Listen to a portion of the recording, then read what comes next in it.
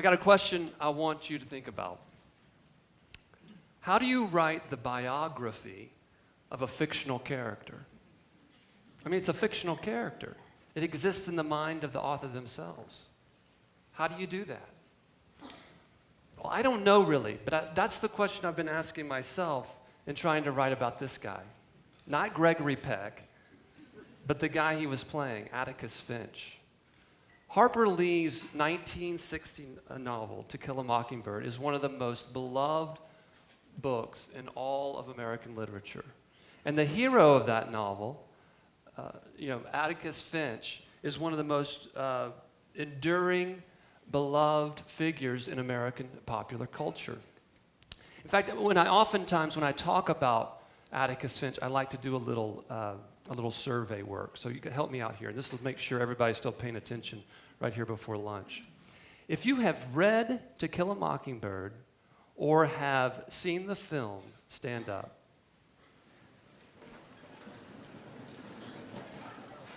Now, I can't really see upstairs, but those of you who are watching online, I would say probably 80% of the folks are standing up. Now, for those of you who are sitting, I've got a question for you.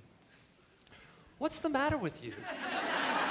I mean, you call yourselves educated people and you haven't read To Kill a Mockingbird? No, stay standing, stay standing, stay standing. This is the important part.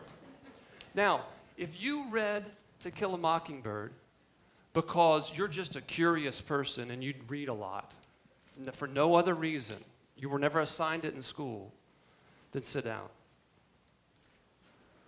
All right, for those of you who are watching at home, nobody's sitting down hardly, one or two people. Okay, go ahead, everybody sit down. This is my point. You've read To Kill a Mockingbird because somebody wanted you to read it, right? Somebody, an older person in your life, wanted you to read it because they thought there was some important lesson that you would get out of it, right? To Kill a Mockingbird is the kind of primer for how we teach middle school and early high school kids about issues of racial morality in our multiracial democratic society. And people read it around the world, too. It's so important that someone like President Barack Obama, the first African-American president, in his farewell address in January of 2017, when he was reflecting on some of the unfinished business of his presidency, and he talked about the lingering problems and divisions of race that continue to plague America, despite this breakthrough achievement of having an African-American president. He encouraged Americans to be more empathetic. And who did he invoke in thinking about that? But the example of Atticus Finch and the advice that Atticus gives to his daughter Scout, that you never really know a person until you crawl into their skin and walk around in it for a while. But we might have asked President Obama, now which Atticus Finch are you talking about, right? Because we have these two Atticus Finches now. In the summer of 2015, there was discovered this other novel that Harper Lee wrote, Go Set a Watchman. And of course, what was so galling to so many people is Atticus Finch, the great hero, the great father who defended the wrongly accused African-American man, Tom Robinson, who was accused of raping a white woman. And he nobly defended him. In this other novel that Harper Lee wrote, it's the same characters. It's Atticus again, but now Atticus is this entirely different figure. He's exactly the kind of guy you'd think would be living in South Alabama in the 1950s when the civil rights movement is just getting ramped up, and he's racist, and he's reactionary, and he's condescending toward his daughter, and he's just kind of despicable, right? And so a lot of people didn't read it for that reason, because they didn't want to let go of Atticus Finch. But whatever you think about Go Set a Watchman as a novel, and a lot of people don't like it either as a novel or also because it marred their image of Atticus Finch. Whatever you think about it in those terms, for me, as a historian, I love it. It's fascinating. And it's fascinating as a historical document. Because what do historians do? Really, all historians do is we look at change over time. We measure change over time. That's what we do. That's the nuts and bolts of what we do. That's the blocking and tackling of the historical enterprise.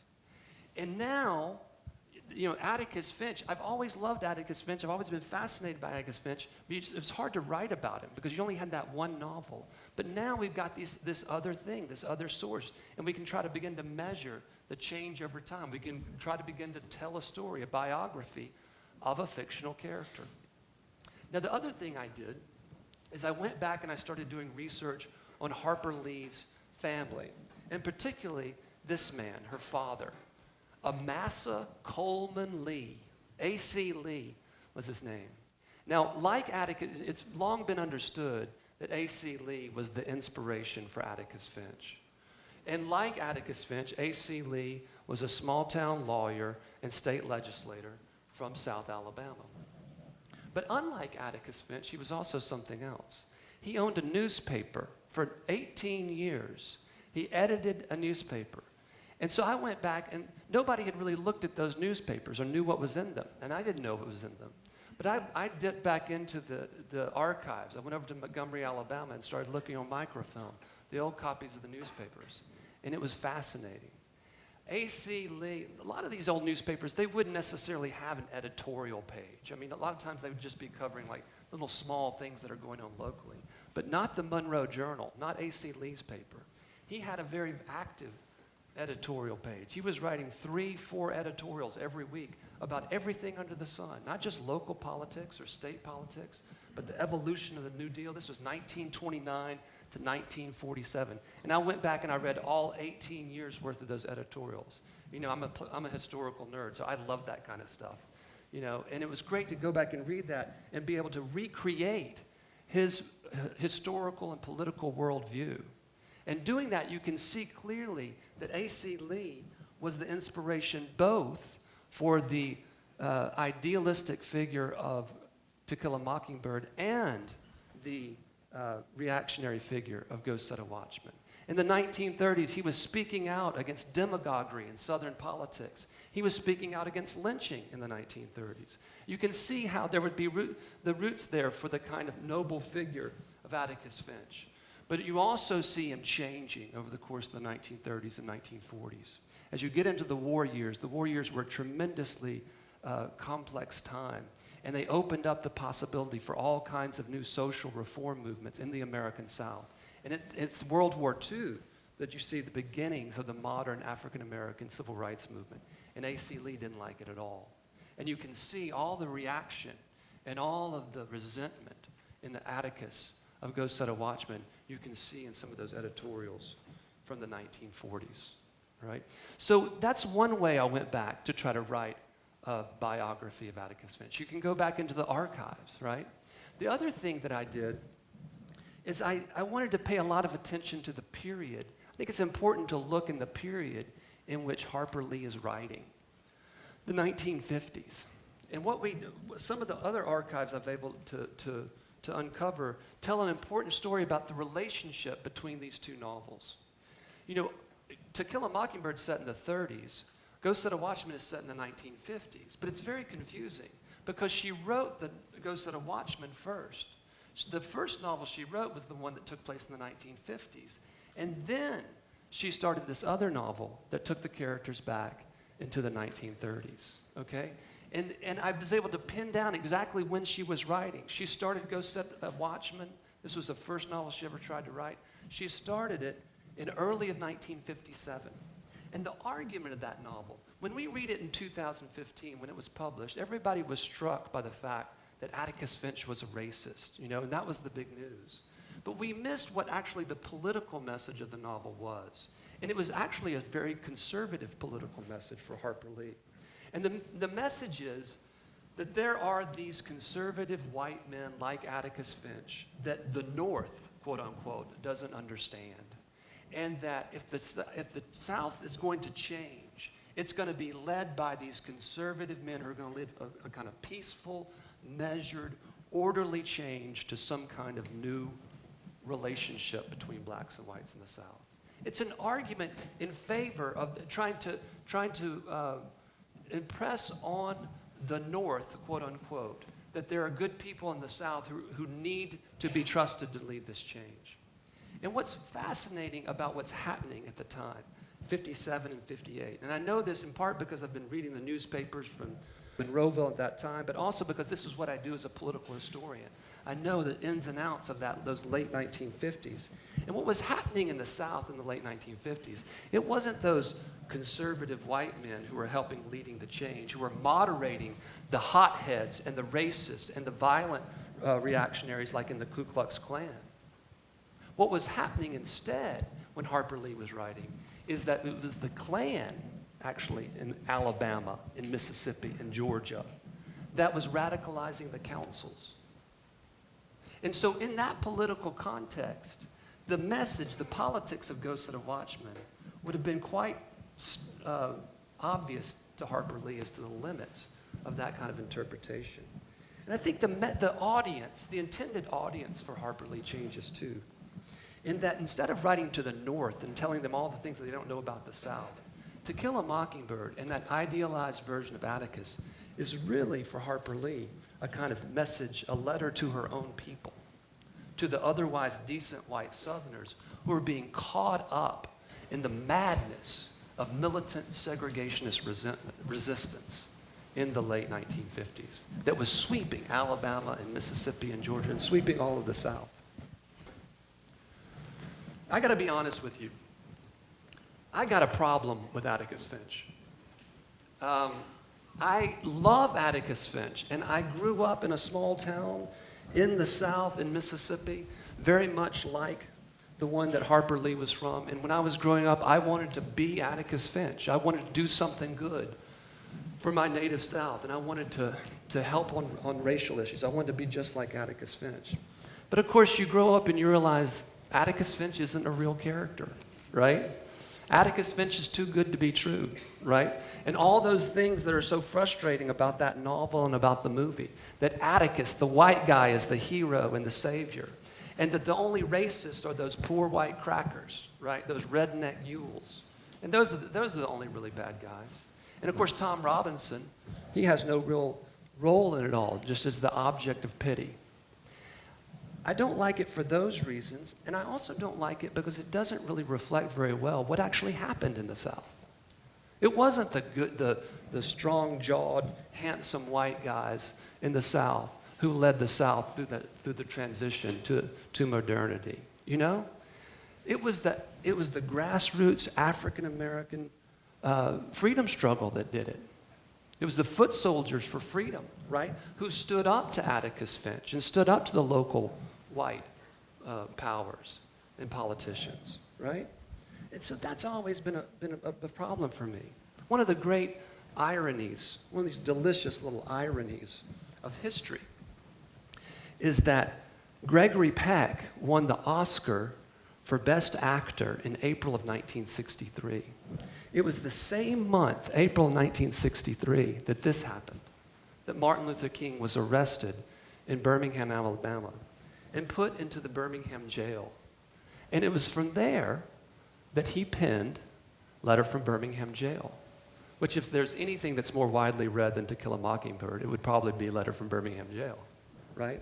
And Letter from Birmingham Jail, one of the key passages of that is King's critique of the white moderate, right?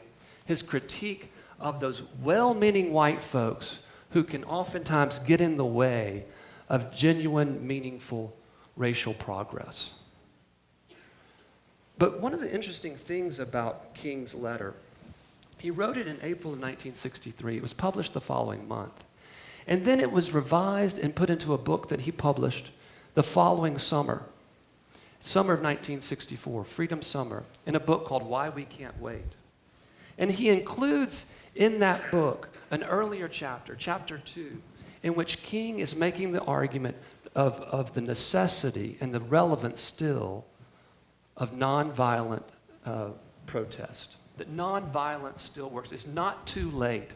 That the black community and Americans should not give up on nonviolence, because by the summer of 1964, there were plenty of people in the black community by that time who were saying, we've got to get rid of this nonviolent stuff. It's not working, right? We need another way. And that was happening a lot in the urban North. King's making that argument that nonviolence is still relevant. And it's a really interesting passage because at one point he says that he believes there's something in the American ethos. There's something in the American ethos, King says, that responds to the strength of moral force. And he's used as an example of someone responding to the strength of moral force. Who did he give as an example? He gave the example of Atticus Finch.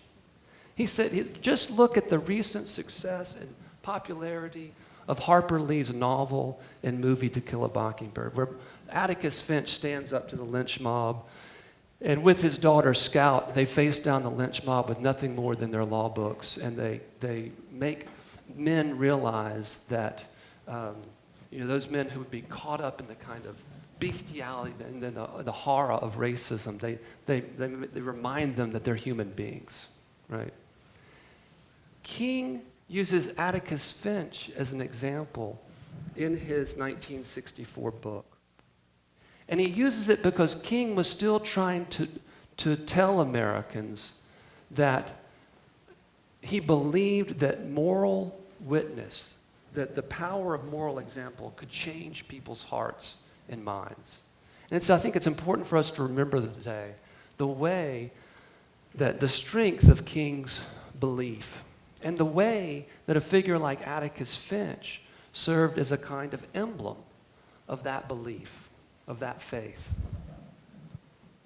We live in very dispiriting political times where we see the revival of racist arguments that are made explicitly in our public life in ways we haven't seen since those eras of massive resistance in the 1950s.